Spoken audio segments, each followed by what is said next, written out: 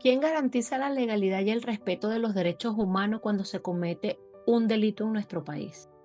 No es solo cuestión de policías y jueces. Existe un órgano autónomo que actúa como el garante de la justicia en el nombre de todos los ciudadanos. Somos el grupo número 2 y nuestro tema trata sobre el Ministerio Público, atribuciones y facultades, representación y leyes que lo rigen. De la asignatura Derecho Penal Especial 1, doctora Marisol García, de la especialidad de Medicina Legal. Nuestro equipo está conformado por la licenciada Alejandra Becerra, el abogado José Ángel Sánchez, el licenciado Joandri Yélamo, la abogada Isneldi Bolívar, la abogada Dairi Ríos, la abogada Yelixa Cira y el licenciado John Civira. El Ministerio Público en el sistema jurídico venezolano, un análisis de su naturaleza, atribuciones y autonomía, naturaleza jurídica y autonomía. El Ministerio Público en Venezuela es un órgano autónomo del poder ciudadano, encargado de garantizar la legalidad, proteger los derechos fundamentales y el interés general. Su independencia funcional, presupuestaria y administrativa aseguran actuaciones imparciales y objetivas, sin injerencias de otras autoridades. Atribuciones y competencias. Dirección de la acción penal. El Ministerio Público dirige y ejerce de manera exclusiva la acción penal pública, garantizando la persecución efectiva de los delitos en nombre del Estado. Instrucción de investigaciones. Conduce la investigación penal, ordena diligencias probatorias y supervisa la actuación de los órganos de investigación criminal. Representación del interés público. Actúa en representación del interés público y social, velando por la protección de la colectividad y los derechos de las víctimas. Defensa del orden jurídico. Garantiza el cumplimiento de la Constitución y las leyes, promoviendo la legalidad y el respeto al debido proceso. Unidad, representación y el rol del fiscal general. Funciones específicas del fiscal general de la República. Dirección superior, coordinación institucional y representación del órgano ante instituciones nacionales e internacionales. Representación legal del Estado en materia penal y administración interna del sistema de fiscalización a nivel nacional, garantizando coherencia y uniformidad en la actuación fiscal. Carácter mesocrático y relación con el poder ciudadano.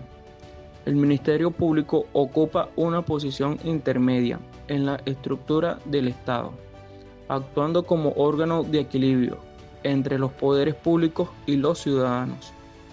Carácter mesocrático. El término mesocrático define la naturaleza intermedia del Ministerio Público, situado entre el Estado y la sociedad civil. No pertenece al Poder Judicial ni al Ejecutivo, sino que integra el poder ciudadano, con autonomía funcional y presupuestaria. Relación con el poder ciudadano. El Ministerio Público actúa coordinadamente con la Defensoría del Pueblo, la Contraloría General y el Consejo Moral Republicano.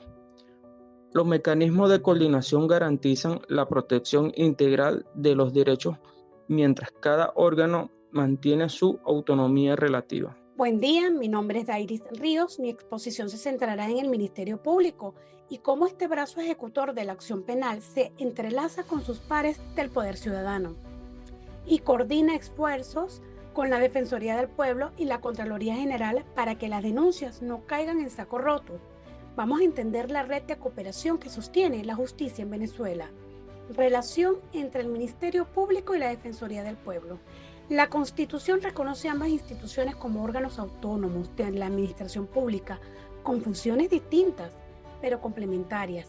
Entonces, en el marco constitucional, establece que el Ministerio Público, dentro de su competencia, esta es la persecución penal y la Defensoría del Pueblo para la defensa universal de derechos humanos. La Ley Orgánica del Ministerio Público y la Ley Orgánica de la Defensoría del Pueblo define claramente sus competencias, mecanismos internos y obligaciones de reporte. El Ministerio Público puede solicitar información a la Defensoría del Pueblo cuando un caso penal involucre posibles violaciones a derechos humanos. El defensor del pueblo puede consultar al Ministerio Público sobre procesos penales relevantes, como por ejemplo casos de investigación por abusos administrativos y policiales. Ambos órganos pueden participar en auditorías conjuntas cuando se trate de garantizar la protección de derechos fundamentales. El fin es garantizar que los ciudadanos reciban justicia eficazmente, sin perder sus garantías constitucionales. El Comité Interinstitucional Permanente facilita el diálogo mensual y la toma conjunta de decisiones sobre casos críticos. La autonomía percibida de la administración del Ministerio Público, las limitaciones presupuestarias y la falta de una plataforma digital oficial siguen siendo obstáculos para una relación más fluida. Esta es la estructura legal que regula cómo el Ministerio Público venezolano colabora con la Defensoría del Pueblo dentro del marco jurídico nacional. Para abordar la relación entre el Ministerio Público y la Contraloría General de la República, lo ideal es enfocarse en el concepto de binomio de la probidad. Mientras uno fiscaliza el dinero, el otro persigue el delito. Relación del Ministerio Público con la Contraloría General de la República.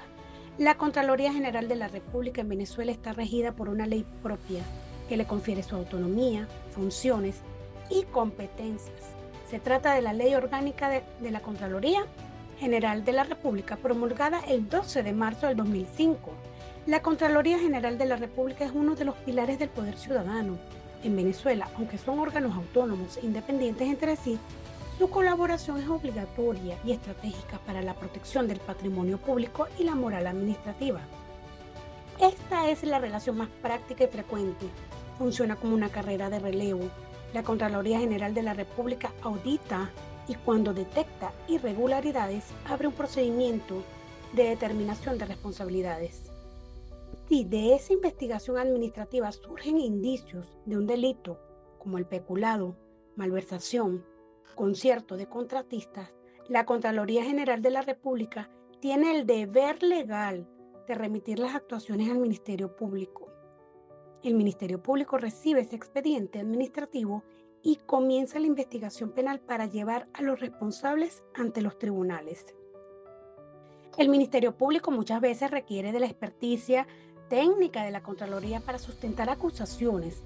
Los auditores de la Contraloría General de la República suelen actuar como peritos o expertos en los procesos penales, seguidos por el Ministerio Público.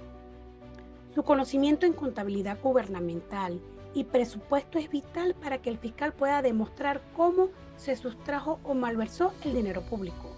Es importante entender que la Contraloría puede inhabilitar a un funcionario para ejercer cargos públicos, pero solo el Ministerio Público puede solicitar al sistema de justicia que ese mismo funcionario sea enviado a prisión. Es necesario destacar que según la ley contra la corrupción, la colaboración es obligatoria. El incumplimiento de informar al Ministerio Público sobre hallazgos penales puede generar responsabilidad para los propios auditores de la Contraloría. En Venezuela, el Ministerio Público tiene una misión central, que es garantizar el debido proceso. Esto quiere decir que debe promover la imparcialidad. La Fiscalía debe actuar sin influencias externas. Debe actuar como un órgano de buena fe. Me permito señalar una cita jurisprudencial. El Ministerio Público, en su condición de titular de la acción penal, está obligada a actuar con objetividad, lo que implica que debe investigar tanto lo que perjudica como lo que favorece al imputado.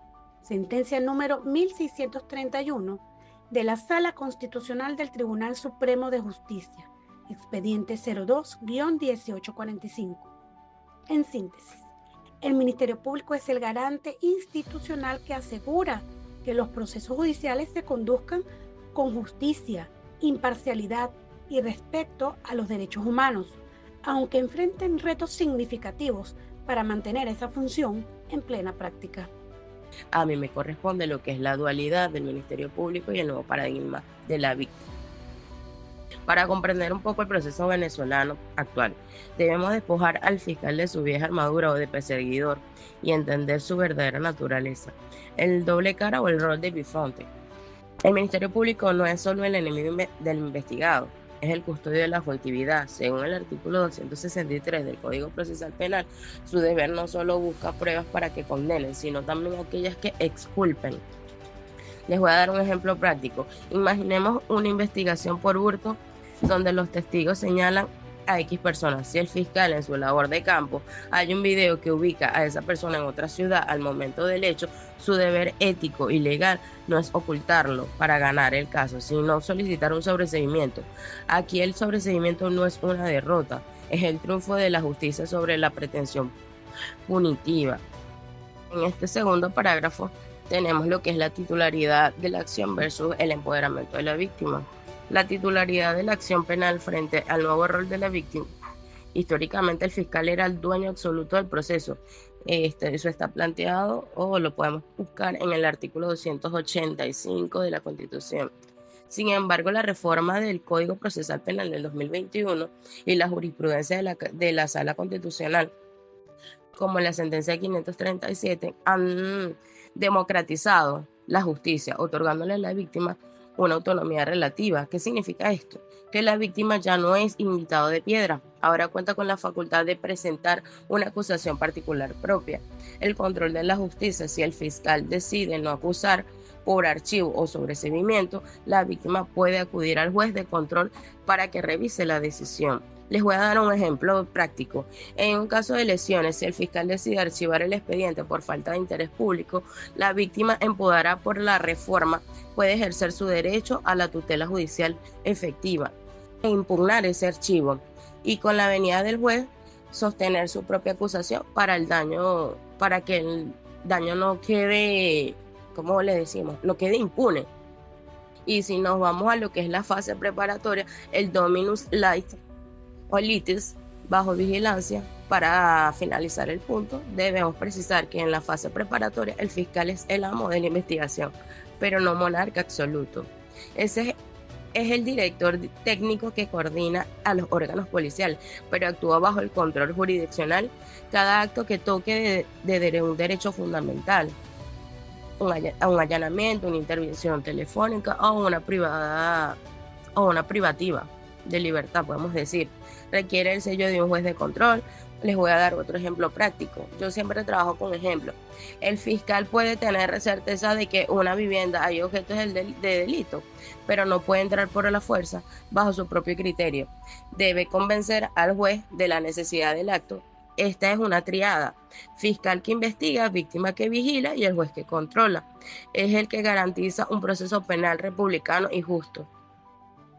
En resumen, mis queridos y estimados compañeros, colegas, hemos transitado de un sistema de monopolio fiscal a uno de los contrapesos procesales. La doble cara del fiscal garantiza que nadie sea perseguido injustamente, mientras que el empoderamiento de la víctima asegura que el Estado no sea indiferente ante el clamor de la justicia. Muchas gracias. El Ministerio Público es el órgano encargado de garantizar el respeto y garantías constitucionales, entre ellas velar por la exacta observancia de la Constitución y las leyes en todo el territorio nacional, dirigir de forma exclusiva la investigación de hechos punibles para así determinar la culpabilidad o inocencia del imputado, gestionar oficinas especializadas como la Oficina de Atención a la Víctima en materia de derechos humanos, respetar los intereses de la sociedad en juicios que involucren a la familia, niños, niñas y adolescentes o personas con discapacidad. Ministerio Público y la cadena de custodia. El Ministerio Público es el garante de la cadena de custodia, asegurando que las evidencias no sean modificadas, alteradas o contaminadas.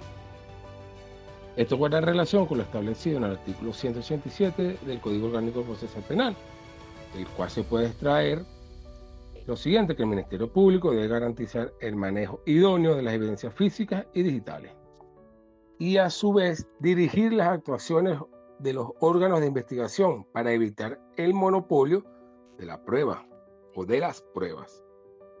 En el año 2017, el Ministerio Público participó en la creación del Manual Único de Procedimientos en materia de cadena de custodia de evidencia física. En este manual se estandarizan los parámetros para la manipulación de evidencias. Así, el Ministerio es garante de la preservación de la cadena de custodia de evidencias en todas sus fases. Le habla a la participante Yelixia Cira. Vengo a exponerle la prevención de la tortura y tratos crueles. La prevención de la tortura y tratos crueles es un tema crucial en el marco de los derechos humanos. En Venezuela, este principio está consagrado en la Constitución de la República Bolivariana de Venezuela en el artículo 46, numeral 1, y teniendo en cuenta el artículo 5 de la Declaración Universal de los Derechos Humanos y el artículo 7 del Pacto Internacional de los Derechos Civiles y Políticos, que Venezuela ha ratificado dichos acuerdos, por lo cual nadie será sometido a tortura ni a tratos o penas crueles, inhumanos o degradantes. Es fundamental asegurar que todas las personas detenidas sean tratadas con dignidad y respeto inherente a la calidad humana. Control de la detención y el examen médico. En Venezuela, el control de la detención es un proceso garantista fundamental que ocurre dentro de las 48 horas siguientes a la aprehensión, donde el detenido es presentado ante el juez de control para verificar la legalidad de la detención y evaluar su estado físico mediante un examen médico. Es esencial que al momento de la detención o aprehensión se respeten los derechos de la persona. Esto incluye la obligación de realizar un examen médico al detenido para verificar su estado de salud y asegurarse de que no haya sido víctima de abuso. Este control es una medida preventiva contra la tortura, el cual es un derecho a la salud y dignidad. La Constitución garantiza la integridad física, psíquica, moral y preservar la vida de los aprehendidos y de las personas que están interdictos. Inspección de los centros de reclusión. Dicha inspección de manera regular de los centros de reclusión es vital para garantizar que las condiciones de detención sean humanas y que no se violen los derechos de los reclusos. Estas inspecciones pueden ser realizadas por organismos de derechos humanos y la Defensoría del Pueblo. Tienen la facultad de realizar visitas a los centros de reclusión para verificar el respeto de los derechos humanos a los detenidos que hacen vida en dichos centros. El otro punto, la acción de amparo. En Venezuela, la acción de amparo constitucional es un mecanismo jurisdiccional extraordinario, expedito y autónomo diseñado para proteger de manera inmediata los derechos y garantías establecidos en la Constitución de la República Bolivariana de Venezuela y los tratados internacionales de derechos humanos, cuando estos se vean violados o amenazados por actos, omisiones o vías de hecho de autoridades públicas, servidores públicos o particulares. Dicha acción de amparo en Venezuela, su fundamento es constitucional, está consagrado en el artículo 27 de la Constitución de la República Bolivariana de Venezuela, el cual establece que toda persona tiene derecho a ser amparada por los tribunales en el goce y ejercicio de sus derechos constitucionales. Dicha finalidad es restablecer inmediatamente la situación jurídica infringida y así evita daño irreparable. Esta misma goza de una naturaleza, es un procedimiento excepcional, rápido, gratuito, no sujeto a formalidades excesivas por las autoridades. Este cuadro, titulado Cuadro Resumen de la Protección, nos muestra 3 áreas críticas donde el Ministerio Público actúa como un guardián de nuestros derechos. Básicamente, explica qué herramientas usa el fiscal para que la justicia sea limpia y no haya abusos. Aquí te lo explico punto por punto en lenguaje sencillo. Primero, cadena de custodia, el sello de garantía de las pruebas. La herramienta, el manual único de evidencias. El objetivo, evitar que las pruebas sean alteradas o sembradas. Imagínense que el fiscal es el responsable de que una evidencia, como un arma o un teléfono, no pase por manos extrañas. Este manual es el reglamento que dice cómo se debe guardar y transportar cada cosa para que al llegar a juicio estemos seguros de que es la misma que se encontró en el sitio del suceso. Segundo, prevención de tortura, la protección del cuerpo y la voluntad.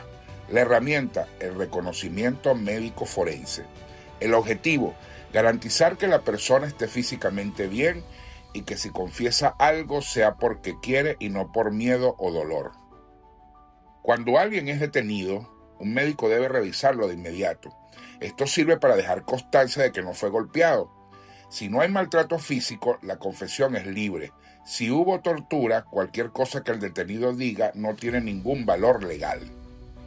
Tercero, control policial, vigilando a los que nos vigilan. La herramienta, la inspección de sedes, en este caso los calabozos.